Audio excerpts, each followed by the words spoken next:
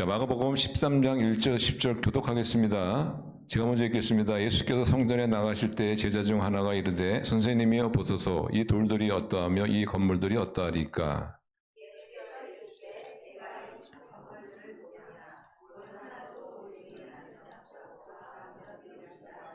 예수께서 감람산에서 성전을 마주대하여 앉으셨을 때 베드로와 야고보와 요한과 안드레가 조용히 묻되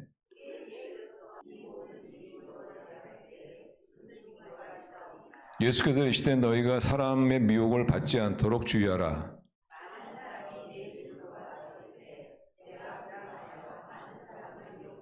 난리와 난리의 소문을 들을 때 두려워하지 말라. 이런 일이 있어야 하되 아직 끝은 아니니라.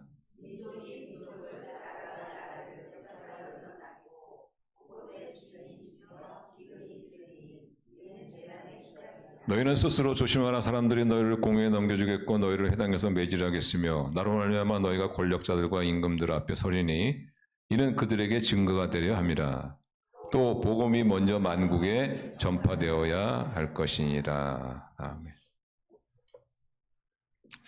요즘 우리나라도 그렇고 뭐 세계 분위기도 그렇고 참 뭔가 좀 민심이 좀 흉흉하는 그런 사회적으로 아주 불안한, 또 국제적으로 아주 불안한 그런, 그래서 이렇게 하나님 교회 다니지 않는 사람들도 이게 뭐 말세가 아니냐 하는 이런 좀 이야기들이 좀 있습니다. 말세라는 것은 세상의 끝을 말하죠. 그래서 어떤 분은 이 세상은 핵전쟁으로 지구가 두통광이 나면서 끝날 것이다 이러면서 이렇게 생각하는 사람도 있고, 어떤 사람은 이 환경의 오염으로 말미암아 빙하가 다 녹아서 결국은 이 세상이 물에 잠겨서 세상은 끝날 것이다, 종말을 맞이할 것이다 이렇게 생각하는 사람도 있고, 또 어떤 사람 같은 경우에는 혹성에 부딪혀서 이 지구가 멸망할 것이다. 그래서 밤마다 다가오는 혹성이 없나 관찰하는 그런 사람도 있고. 여러분 어떻게 끝날 것 같아요? 별로 관심이 없으신 거예요. 분명한 건 뭐냐면은 이 지구는 혹성에 부딪혀서 끝나지 않습니다. 이 지구는 핵전쟁으로 끝나지 않습니다. 이 지구는 기후의 이상기온으로 말미암아 빙하가 녹아서 물에 잠겨서 끝나지도 않습니다. 어떻게 끝나느냐? 따라하겠습니다. 예수님이 오심으로 끝난다. 예수님이 오시면서 끝납니다. 예수님. 세상 말세는 예수님이 부활승천하시면서 시작되었고, 예수님이 다시 오심으로 재림으로 세상은 이제 끝나는 거죠. 세상은 종말을 맞이한다. 우리 가운데는 여러분 예수님이 오심을 믿습니까? 믿는 분도 계시고, 어떤 분은 확실하게 믿음이 안 가는 분도 계시고. 근데 예수님이 처음 인간으로 오셨을 때도 예수님 믿지 않는 사람 많았어요. 근데 예수님이 정말 오셨거든요. 그런 것처럼 물론 예수님은 영으로 지금 우리와 함께 하시죠. 그러나 예수님께서 다시 오십니다. 다시 오실 때 그때는 부활의 몸으로 오시기 때문에 우리 모든 사람이 예수님을 볼 수 있어요. 오시는 예수님을 볼 수 있습니다. 그래서 오늘 본문에는 읽지 않았지만은 오늘 해당되는 본문 26절 보시면 이렇게 얘기하죠. 26절 보시면 그때 인자가, 예수님 말합니다. 구름을 타고 큰 권능과 영광으로 오는 것을 사람들이 보리라. 지금 예수님은 영으로 우리와 함께 해서 우리가 그분을 볼 수는 없지만은 그러나 예수님이 재림할 때는 부활의 몸을 입고 오시기 때문에 그때는 우리 모두가 다 예수님을 볼 수 있다. 그래서 예수님이 다시 오신다는 저는 가장 확실한 증거는 뭐냐? 예수님이 스스로 말씀하셨거든요. 내가 다시 올 것이다. I come back, I will come back. 내가 다시 올 것이다. 분명히 말씀하셨고. 여러분 6.25 전쟁 때 인천 상륙작전을 펼쳐서 우리 한국에 큰 도움을 줬던 장군 이름 아시죠? 메가더 장군. 메가더 장군이 2차 세계대전 때 필리핀의 그 한 섬에 있는 그런 사람들을 떠나면서 이런 약속합니다. 내가 다시 돌아올 것이다. 그리고 그가 그 약속을 지키죠. 일본과의 전쟁에서 승리하고 그가 다시 필리핀 군도로 돌아옵니다. I will come back. 약속을 지켰어요. 훌륭한 사람이죠. 그 훌륭한 메가더 장군이지만 그도 약속을 지켰는데, 여러분, 하늘과 땅의 모든 권세를 가신 예수님이십니다. 말씀 한마디로 온 우주를 창조하시고 우주를 경영하시고 이 우주를 완성시키실 그 주님이 뭐라고 말씀하셨느냐? 내가 다시 올 것이다. I will come back. 내가 다시 올 것이다. 여러분, 예수님께서 말씀하시면은 그게 그대로 이루어진다는 것을 믿으시길 바랍니다. 예수님이 말씀하시면 끝이에요. 그게 그냥 파이널입니다. 파이널. 다 끝이. 예수님이 내가 온다. 그러면 끝이야. 오세요. 오신다. 반드시 오신다. 오늘 본문 1절에 보시면 예수님의 제자들이 예루살렘 그 성전, 그 당시 예루살렘 성전은 아주 크고 광대하고 그리고 찬란하죠. 찬란한. 무려 헤롯 대왕 때 40년의 기간에 걸쳐서 지은 성전이니까 얼마나 웅장하겠습니까? 이런 성전을 바라보면서 이 성전이 어떻게 되겠습니까? 라고 질문을 합니다. 1절 보시면 예수께서 성전에서 나가실 때 제자 중 하나가 이르되 선생님이여 보소서 이 돌들이 어떠하며 이 건물들이 어떠하리까? 그때 예수님께서 2절에 이렇게 말씀하십니다. 자, 2절 우리 같이 읽어요. 시작. 예수께서 이르시되 내가 이 큰 건물들을 보느냐 돌 하나도 돌 위에 남지 않고 다 무너뜨리리라 하시니라. 사실 예수님께서 이런 말씀하셨는데 이거를 믿을기가 굉장히 어려웠을 거예요. 아마 다 믿지 못했을 겁니다. 예수 믿자라도. 왜냐하면 40년에 걸쳐가지고 쓴 이 웅장한 이 찬란한 이 성전인데 이게 어떻게 돌 위에 돌아남지 않고 완전히 초토화될 수 있냐 말이에요. 그런데 어떻게 됐어요? 예수님 말 그대로 됐어요. 예루살렘 성전이 정말 초토화가 됐어요. 돌 위에 돌 하나 남지 않고 다 무너졌어요. 그 웅장한 성전이 말이지. 여러분들 아시는 분은 아시겠지만 AD 70년에 그 반란군을 진압하기 위해서 타이로스 장군이 대군을 이끌고 예루살렘에 오지 않습니까? 그리고 예루살렘 성을 포위하잖아요. 어떤 작전을 피냐면 고사 작전을 핍니다. 아사 작전. 그러니까 다 굶겨 죽이는 작전이에요. 그래서 그때 그 예루살렘 성에 1만 명이 굶어 죽었어요. 얼마나 배고픈지 말이죠. 부모가 자식을 삶아 먹었어요. 10만 명이 포로로 끌려가고 그리고 거기 성전에다가 불을 질렀어요. 근데 예루살렘 성전은 대리석으로 되어 있는데 대리석으로 그 대리석을 갖다 금을 입혔어요. 이렇게 쫙.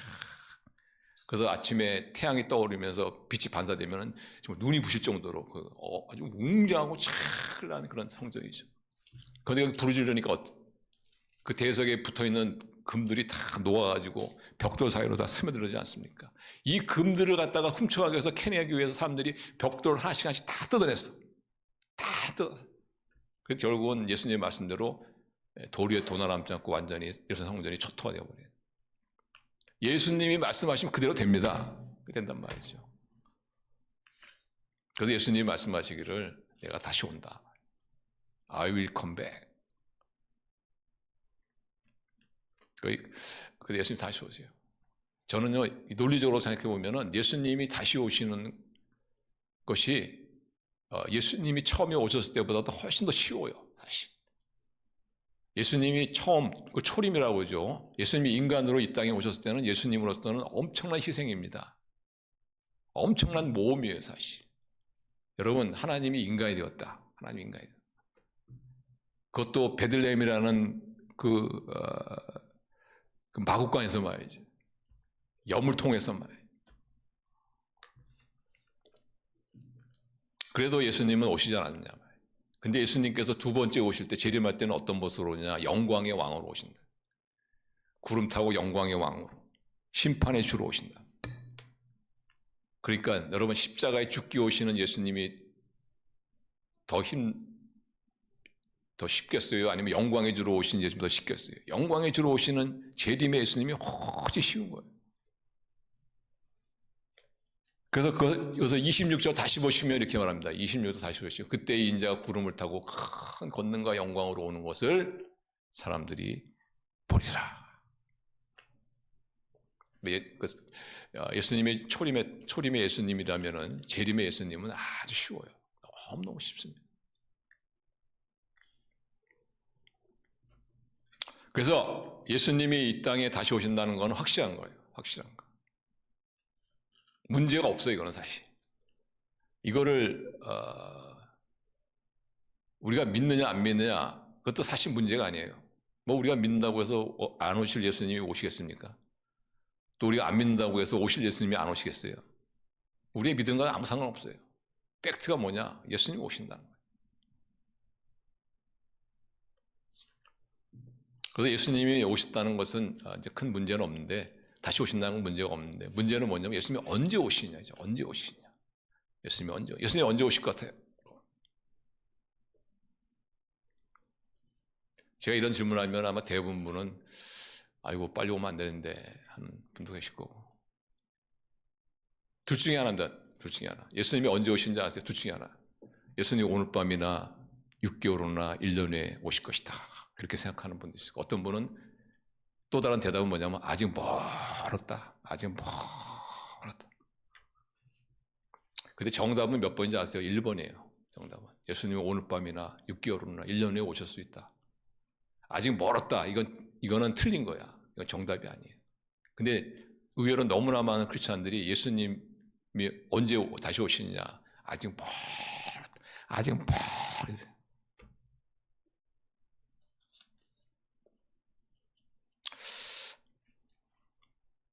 왜 많은 성도님들이 예수님의 재림이 아직 멀었다고 생각할까? 그 이유 중에 하나가 우리나라 기독교가 이 세대주의 학파의 영향을 굉장히 많이 받았어요. 굉장히 많이.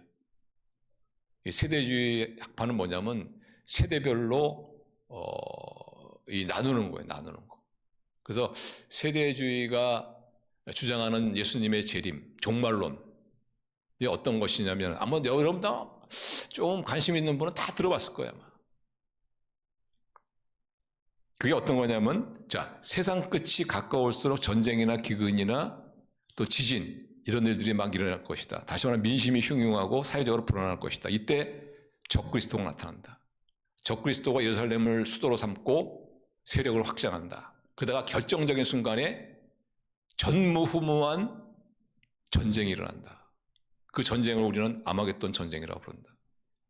이 전쟁의 절정에서 드디어 예수님이 오신다.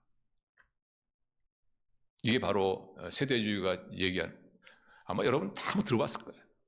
세대주의가 얘기하는 이것이 종말론이. 근데 세대주의의 종말론은 무슨 약점이 있냐면요.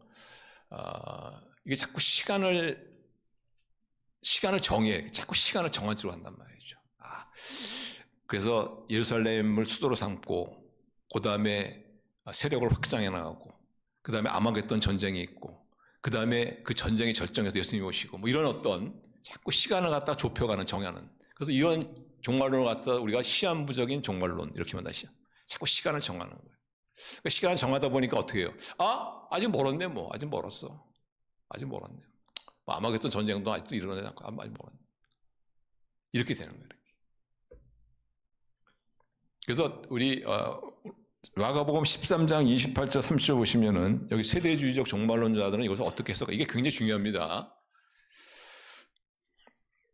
자, 13장 28절 30절 보세요. 이거를 어떻게 해석하냐가 굉장히 중요한 거예요. 자, 28절 30절 제가 읽을게요. 무화과 나무의 비유를 배우라. 그 가지가 연해지고 잎사귀가 내면 여름이 가까운 줄 아나니 이와 같이 너희가 이런 일이 일어나는 것을 보거든 인자가 예수님이 가까이 곧 문 앞에 이른 줄 알라. 내가 진실로 너에게 말하노니 세대가 지나기 전에 일이 다 일어나리라. 자, 여기서 보시면은 이 세대주의적 종말론자는 어떻게 이것을 해석하냐면요.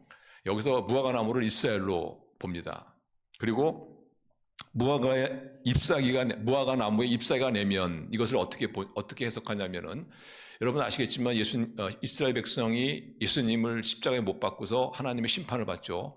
그 결과 그 심판이 뭐냐면 나라를 잃어버리고 2000년 동안 세상을 유랑하는 민족이 된 것이죠. 그러다가 1948년에 다시 팔레스타인으로 돌아옵니다. 자, 무화과 나무가 무성해지는 이것을 어떻게 해석하냐면 이스라엘이 다시 예루살렘 팔레스타인으로 돌아오는 1948년을 본 거예요. 자, 그 다음에 한 세대가 지나가면 그때 인자가 올 것이다. 그때 보통 이 한 세대를 몇 년 잡냐면 40년을 잡아요. 자, 그러면 계산하면 어떻게 되는 거예요? 1948년에 이스라엘이 다시 팔레스타인에 돌아왔어요. 그래서 한 세대 후에 내가 올 것이다. 예수님이 올 것이다. 그러니까 1988년이라는 게 나오죠. 그래서 1988년이 바로 예수님이 재림하신다. 이래가지고는 뭐 정말 엄청났잖아요. 막 우리나라도 그렇고. 그러다가 1988년에 왔어요, 안 왔어요, 예수님이? 안 왔죠. 그러니까 어떻게 해요? 아, 예수님이 연기했다. 그래가지고 1992년 10월 10일 날 오신다. 이러면 이거 주장한 것이 뭐냐면 그 다미 선교회가 있지. 다미 선교회라는 그 선교가 있어. 그 사람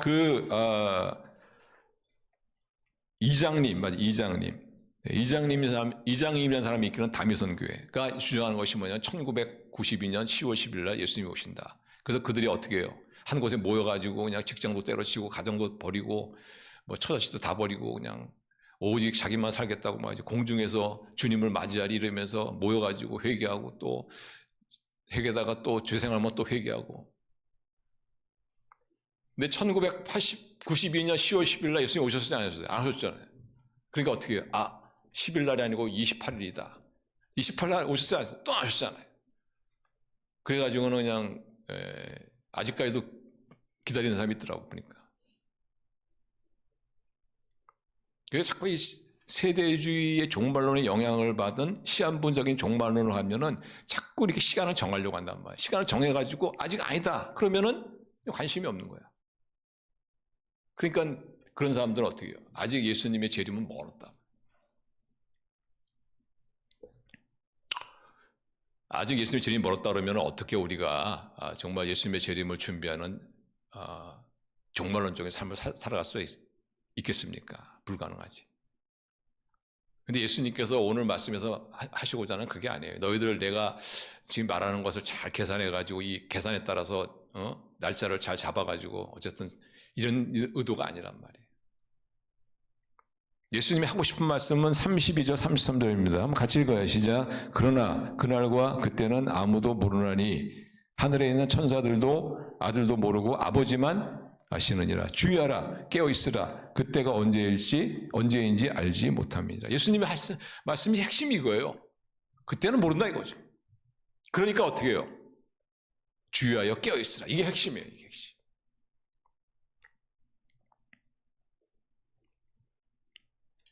그래서 예수님이 오시려면 멀었다. 이런 생각을 가지고는 절대로 예수님의 재림을 준비하는 그런 삶을 살 수가 없어요. 예수님은 이렇게 말씀하셨어요. 깨어 주의하여 준비하라. 그 시는 모른다 말이에요. 내가 이 땅에 다시 오는 건 확실한데 정확히 언제 온지는 나도 모른다. 그러나 너희들은 깨어서 준비하라.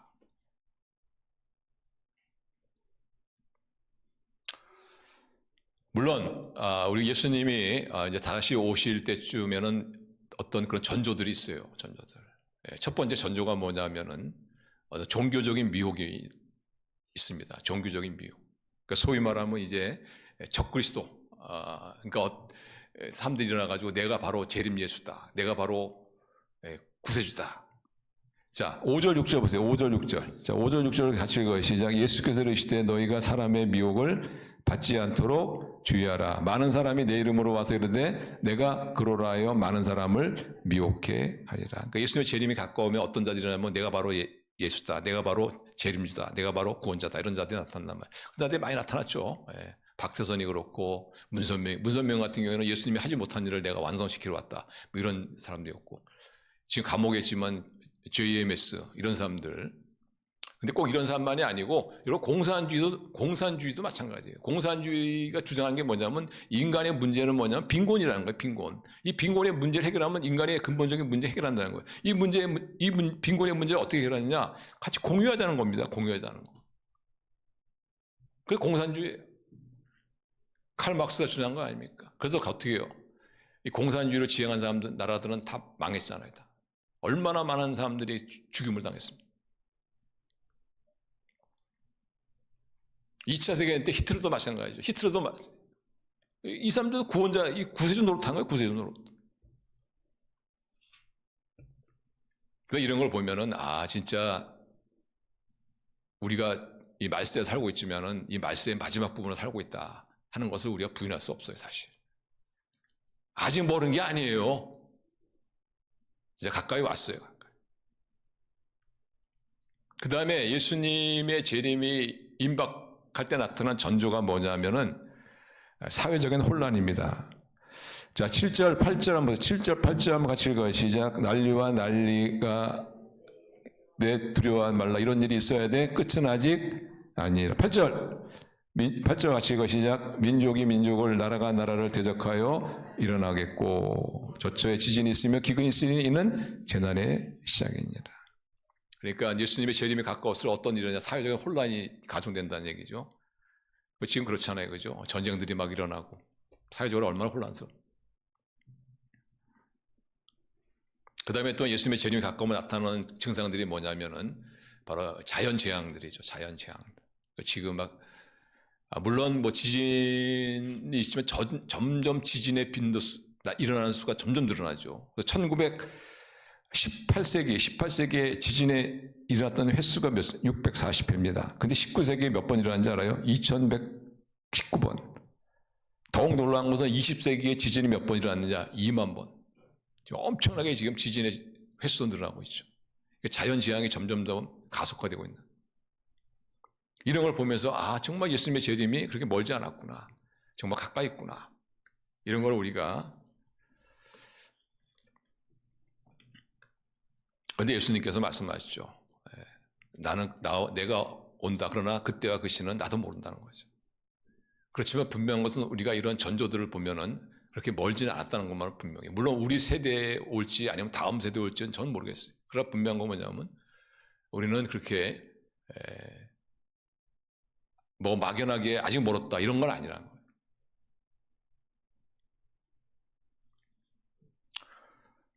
그래서 결론은 이겁니다. 제가 내린 결론은 이거예요. 예수님의 재림에 대한 결론이 이거예요. 언제 예수님이 재림하시느냐. 결론.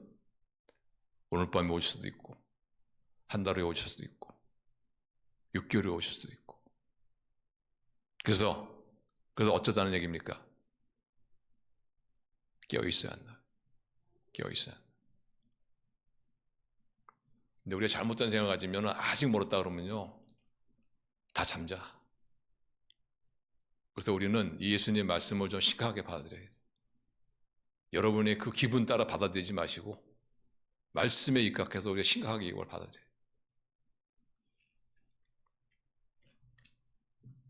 그럼 언제 오실지 모르는, 오늘 밤에 오실 수도 있고 한 달에 오실 수도 있고 6개월에 오실 수도 있고 분명히 예수님은 오시는데 언제 오실지 모르는 예수님을 우리가 준비하는, 기쁨으로 맞이할 준비하는 하려면 어떻게 해야 되느냐.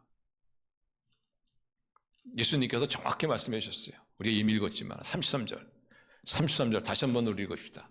33절. 자, 우리 같이 읽어요. 시작. 주의하라, 깨어있으라. 그때가 언제든지 알지 못합니다. 정신 바짝 차려야 합니다. 따라하겠습니다. 정신 차리자. 우리 옆에 있는 분에게 정신 차리십시다. 어머님도 우리 아드님에게 정신 차려야 돼요.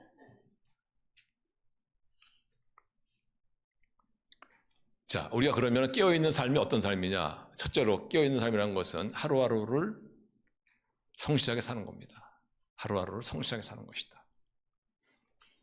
예수님이 오심을 준비하는 삶 그러면은 이게 뭔가 그냥 막연하게 그냥 하늘만 바라보고 그냥 이게 다미성교에서 했던 거 아닙니까?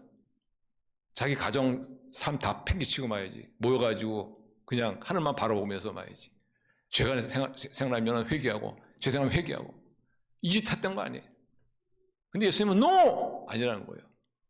예수님의 재림을 준비하는, 기쁨으로 맞이하는 그런 삶은 뭐냐? 하루하루를 성실하게 사는 거죠.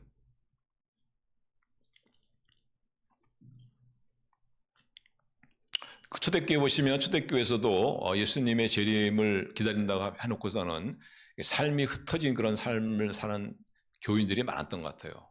그래서 그러한 교인들의 바로잡아주기 위해서 기록하는 것이 뭐냐면 데살로니가 전서후서입니다. 데살로니가 전서후서. 그래서 데살로니가 후서 3장 10절에서 12절 보시면 이런 말씀이 있어요.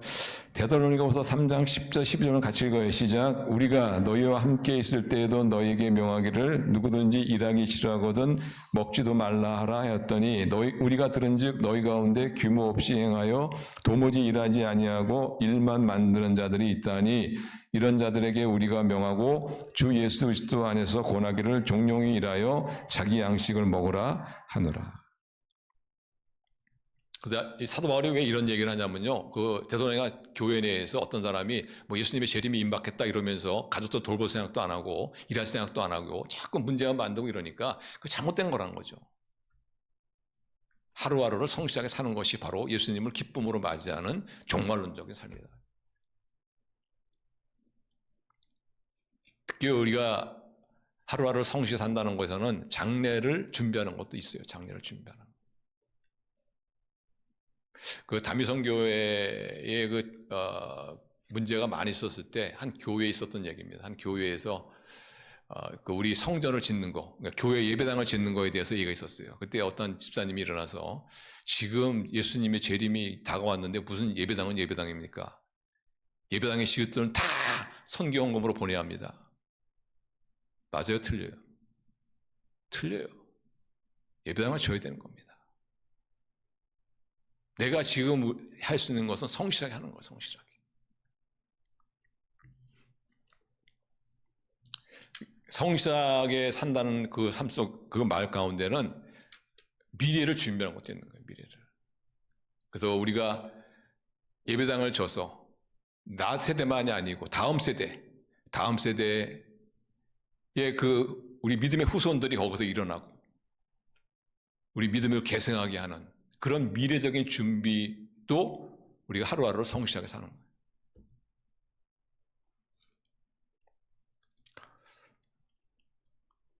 우리가 끝이다 이러면은 우리의 삶의 자세가 흩어질 수 있죠. 그죠? 그냥 막 가는 수가 있어요.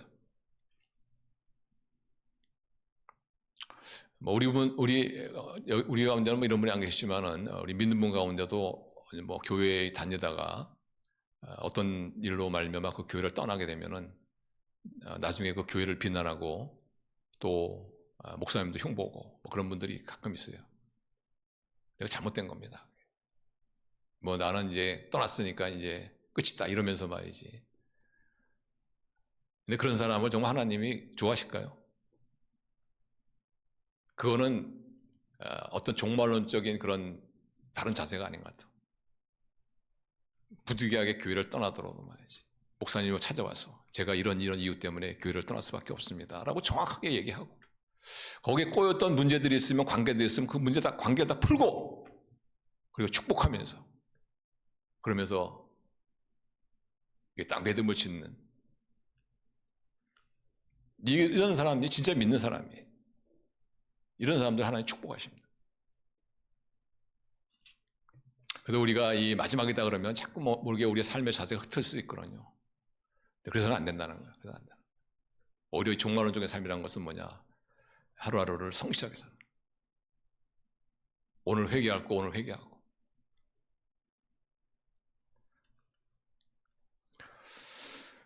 우리 성도님들 하루하루를 성실하게 그래서 정말 우리 기쁨으로 주님 오심을 우리 준비하고 예배하시는 그런 저 여러분 될 수 있기를 바랍니다. 두 번째로 어떻게 하면 우리가 깨어있어 예수님을 기쁨으로 맞이할 수 있느냐. 두 번째 따라하겠습니다. 꼭 해야 할 것을 먼저 한다. 이게 굉장히 중요한 거예요. 꼭 해야 할 것을 먼저 한다. 자, 제가 한번 여러분에게 질문해보고 속으로 대답해 보세요. 만일 오늘 밤에 예수님께서 오신다면 이런 얘기를 들었을 때 만일 오늘 밤에 예수님이 오신다면 여러분은 어떠실 것 같아요? 여러분의 기분이 어떠실 것 같아요? 어떤 분 같은 경우에는 너무 좋아가지고 말이지 할렐루야 할렐루야 막 춤추면서 말이지 막 가슴이 너무 좋아서 막 울렁울렁거린다. 그런 분은 딱 준비가 되신 분들이야. 딱 준비가 된 분. 근데 오늘 밤에 예수님이 오신다고? 아이 큰일 났네 이거 진짜. 겁이 나고 막 두렵고 이러면요, 준비가 안 된 거예요. 자, 근데 제일 중요한 건 이겁니다. 왜 예수님이 오늘 밤에 오시는데 겁이 나고 두렵냐 말이지. 왜? 그 이유가 뭐냐는 거지, 그 이유가.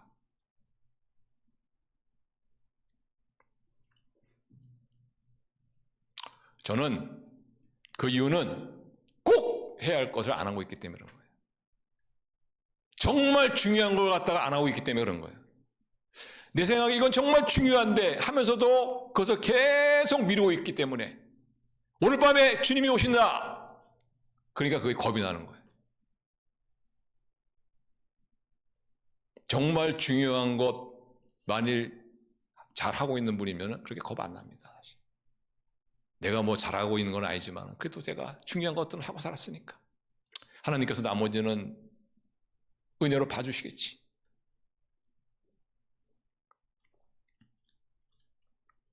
제가 질문을 바꿔서 다시 말씀드릴게요. 자, 속으로 생각해 보세요. 예수님께서 사흘 후에 오신다면 여러분 무엇을 하시겠습니까? 나에게 주어진 시간은 사흘밖에 없어 지금. 무엇을 하시겠습니까? 그때 어떤 사람은 뭐 특별히 할 게 없는데요. 뭐 그냥 별로 달라질 게 없는데요. 준비되신 분이에요.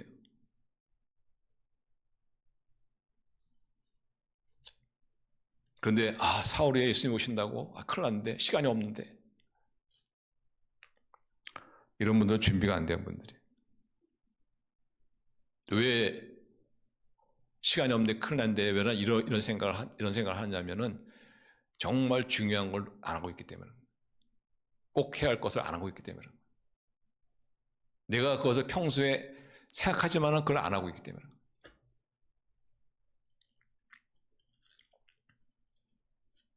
자, 사흘에 예수님 오시는 게 감이 안 잡히신 분이시면 제가 이렇게 질문을 바꿔서 던져보겠습니다.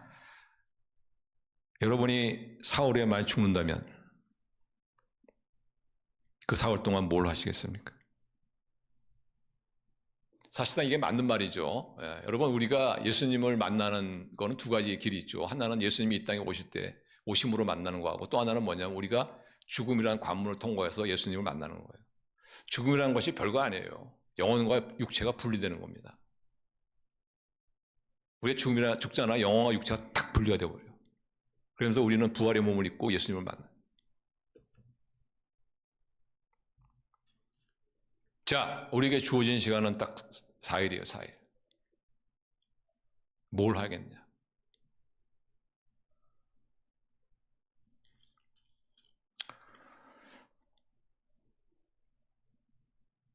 그때 굉장히 당황스러운 사람은 뭔가 굉장히 중요한 것 갖다가 안 하기 때문에. 사실상 그렇죠. 우리가 뭐 어린 애들 같은 경우에는 좀 하나님이 좀 이렇게 봐주세요, 이렇게 좀 시켜주고 하지만은 우리 한 40 정도, 좀 많이 잡아서 한 40 정도 넘잖아요. 그러면 하나님께서 웬만하면 다 데려가요, 그냥 이렇게. 그러니까 우리가 언제 죽을지 몰라, 사실.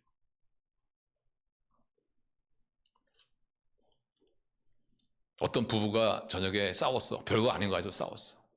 근데 아내가 많이 토라졌어. 그래서 입을 닫았어. 그리고 잠을 잘 때도 등을 탁 돌리고서 이렇게 막 자고.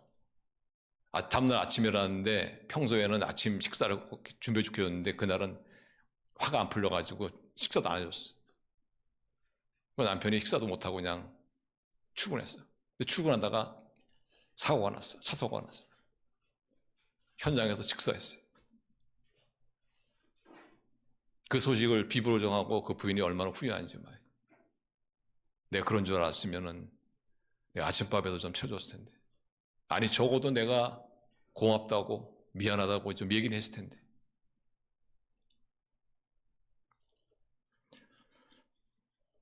그래서 우리는 몰라요.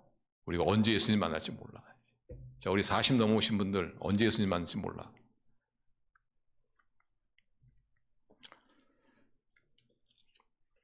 우리 애들은 좀 지켜줘요. 우리 애들은. 근데 우리 40 넘으신 분들은 항상 준비하고 있어야 돼요. 그래서 우리가 나한테 사흘간의 시간이 있다면 내가 뭘 할 것이냐.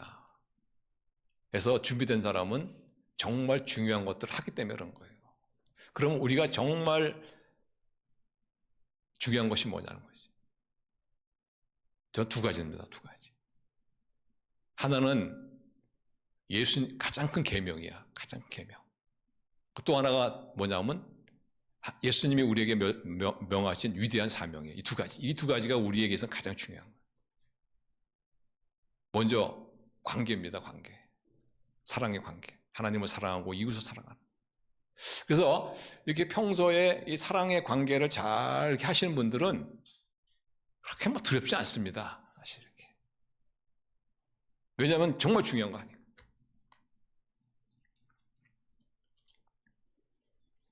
그래서 이 사랑의 관계를 잘 하려면은 이게 표현을 잘해야 돼. 표현을.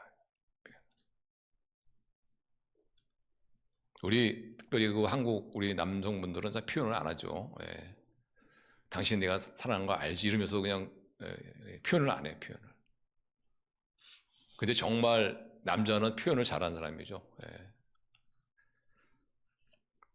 그래서 기회가 될 때마다 고맙다, 사랑한다. 우리 자녀들에게도 사랑한다. 너의 탄생은 우리에겐 축복이었다. 이렇게 좀 여러분 그런 얘기 많이 들어보세요. 그런 얘기 좀 써먹으세요. 좀 이렇게. 예. 얼마나 좋아요. 그죠?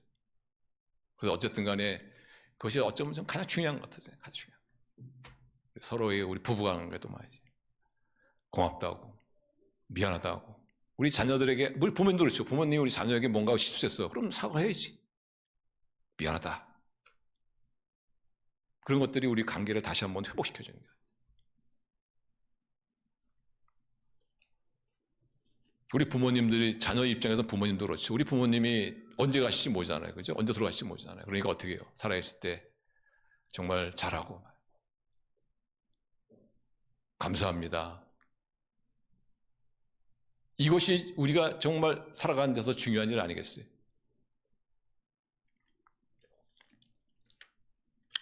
그리고 또 하나가 뭐냐면 제가 있지만은 예수님의 지상명령입니다. 예수님의 지상명령. 하나님의 어떤 그런 사명을 위해서 우리가 교회에서, 예를 들면 교회에서 우리가 신앙생활 하면서 그래도 주님께서 우리 교회의 한 일원으로 나를 보내주시고 지체로 보냈으면 뭔가 역할이 있을 거 아니에요. 그죠? 역할이. 그래서 그런 역할을 갖다가 이렇게 충성스럽게 했을 때 그때 후회가 없는 거예요, 사실. 근데 그렇지 않고 그냥 계속 그냥 교회만 왔다 갔다 하면은 나중에 보세요. 예수님이 오신다 그러면요. 큰일 났다, 큰일 났네, 큰일 났네. 그렇게 한다니까. 그래서 우리 성도님들 정말 우리 삶에서 중요한 것들 그것을 우선적으로 먼저 하는 그런 삶을 살아가시기를 바랍니다. 그래서 사흘 후에 예수님이 온다 할지라도 그것이 나의 삶에 큰 어떤 변화를 가져올 필요가 없는 그런 우리 기쁨으로 주님을 맞이하는 그런 종말론점으로 살아가시는 저 여러분 될 수 있기를 바랍니다. 자, 마지막으로 어떻게 깨어있어 기쁨으로 주님을 맞이할 수 있느냐? 따라하겠습니다. 복음을 전하는 삶을 살아야 한다. 왜 이게 중요하냐면요. 사람이 구원받을 수 있는 기회가 언제 있냐면 살아있을 때예요. 살아있을 때.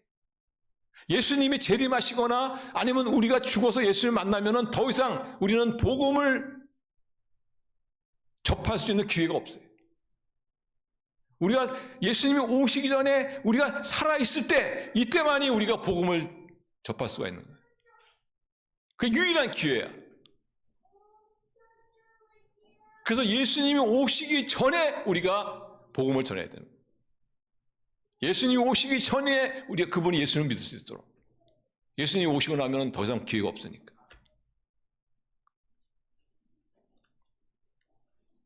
우리가 언제 예수님을 만날지 모르잖아요. 그죠? 그러니까 우리가 그 전에 기회가 있을 때 우리 복음을 전하는 이 삶, 이것이 뭐냐면 예수님을 기쁨으로 준비하는 삶이다. 그래서 예수님께서 전도에 관한 말씀을 많이 하셨습니다. 자, 9절 10절 하시고 시작. 너희는 스스로 조심하라. 사람들이 너희를 공에 넘겨주겠고 너희를 회당에서 매질하겠으며 나를 인하여 너희가 관장들과 임금들 앞에 서리니 이는 저에게 증거되려 함이라. 또 복음이 먼저 만국에 전파되어야 할 것이니라. 복음 전한다 그러면 어떤 분은 뭐 생업대로 치고 그냥 나가서 뭐 전도 돌리면서 뭐 예수 천국 지옥 뭐 불신 지옥 이렇게 하면 좋지만 그렇게 하라는 게 아니에요. 이렇게. 아니면은 그냥 예수님 믿으세요. 아니면 뭐 교회 나오세요. 뭐 그런 거 좋지만은 그런 게 아니에요. 여기서 복음을 전하는 의미는 뭐냐면은 기회를 놓치지 말라는 얘기예요. 왜? 예수님이 재림하면 더 이상 기회가 없잖아. 또 우리가 죽어서 예수님 만나면 기회가 없잖아. 그러니까 어떻게 해요? 저 사람이 기회가 있을 때 그때 복음을 전하는 기회를 놓치지 말라는 얘기예요. 전도하라는 얘기는 뭐냐? 따라하겠습니다. 기회를 놓치지 말라. 그 얘기예요, 그 얘기. 자, 내가 어떤 사람이 하나님께서 어떤 사람 만나게 해줬어요. 그 사람이 예수님을 믿지 않은 사람이야. 그리고 내 마음 가운데 하나님께서 저 사람에게 좀 어떤 형태로도 간에 좀 예수님을 전했으면 좋겠다 하는 그런 마음 없었어. 그때 내가 둘 중에 하나입니다. 정말 하나님의 감동에 따라서 내가 복음을 전할 수가 있는 거, 아니면은 내가 뭐 그렇게 할 필요가 있나? 괜히 쓸데없는 얘기해가지고 저 사람 마음을 갖다가 불편하게 하고 그런 거 아닌가?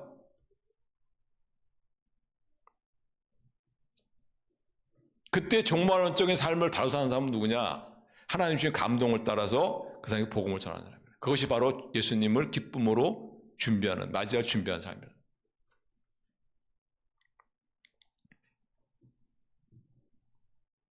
아주 오래전의 얘기입니다. 우리 한국에 있는 아주 훌륭하신 목사님들이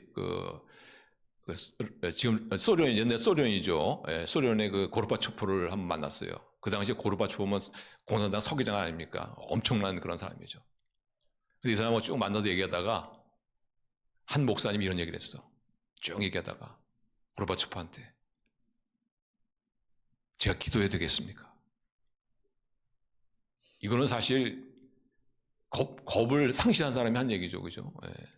무신론에 기초한 공산주의자예요. 공산주의자에서도 우두머리예요, 그 사람이. 근데 하나님이 역사하셨는지 고르바초프가 뭐라고 했냐면은 기도해 주세요. 아마 그 목사님이 그 마음 가운데 하나님이 감동을 주신 것 같아. 한번 그 기도하라고 한번 얘기해봐라. 근데 그거를 얘기까지 얼마나 그가 겁이 났겠습니까? 그죠? 잘못하면 거기 소련에서 나오지도 못할 판인데. 그러니까 기회를 놓치지 않은 거죠. 기회를 놓치지 않은. 사실상 고르바초프가 예수님을 믿고 안 되냐면 잘 모르겠어요. 그러나 어쨌든 그 사람의 목숨이 붙어있는 한, 예수님이 재림하기 전, 그리고 예수님 만나기 전까지 많이 기회가 있는, 그 사람의 기회가 있는 거예요. 그 사람에게는. 그리고 그 사람도 언제 이 땅을 떠날지는 아무도 모르는 거예요. 여러분 주위에 있는 분 있죠? 그분이 언제 사실상 이 땅을 떠날지 몰라요. 그리고 그 안에 예수님이 오실지도 몰라. 지금만이 그 사람에게는 복음을 들을 수 있는 기회예요. 기회. 그래서 복음을 전하는 것은 기회를 놓치지 말라는 얘기예요. 사실상 예수님을 만난 날이 우리에게는 기쁨의 날이요 해방의 날 아닙니까? 죄와 악과 사망과 슬픔과 고통에서 완전히 자유된 날이 예수님 만나는 날 아니에요. 또 우리가 보상받는 날 아닙니까? 그러나 예수님을 모르는 사람은 그날이 멸망의 날이요 심판의 날이요, 한마디로 말하면 최악의 날이라.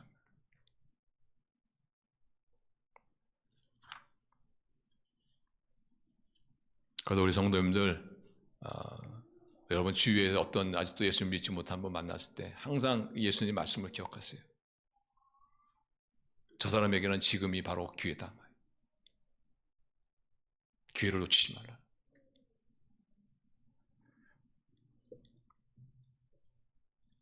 이것이 하나님이 주신 기회라고 생각하면은 한번 신앙을 권해보시고 복음을 담대하게 전하시기를 바랍니다. 이것이 뭐예요? 깨어있는 거예요. 이것이 바로 예수님을 만날 날을 준비하는 삶입니다.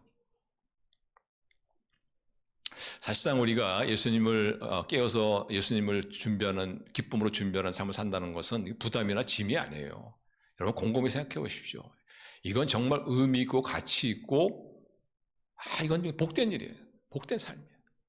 여러분 매일매일 성실하게 살아간다는 거 얼마나 복됩니까?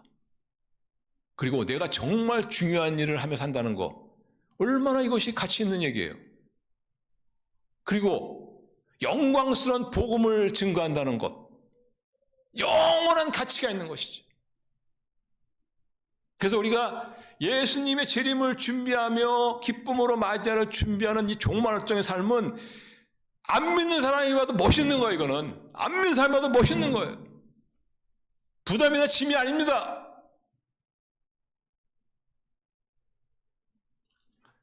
야, 저 사람 정말 인생에서 정말 중요한 일들을 하며 사는 사람이구나. 야, 멋있단 말이지. 야, 저 사람 참, 시대가 불안하건 어떤 일어나야 되건 그냥 묵묵히 말이죠. 자기 자리에도 자기가 할 일을 하면서 성실하게 사는 그런 모습, 얼마나 멋있습니까? 흔들리지 않으면서. 그리고 예수님의 지상 명령에 따라서, 정말 예수님이 오시면은 기회가 없는데, 저 사람이 죽으면 기회가 없는데, 그 기회를 잡으며 복음을 전하는 그런 삶이 우리 하나님을 믿지 않는 사람들이 보기에도 얼마나 멋있는 삶입니다.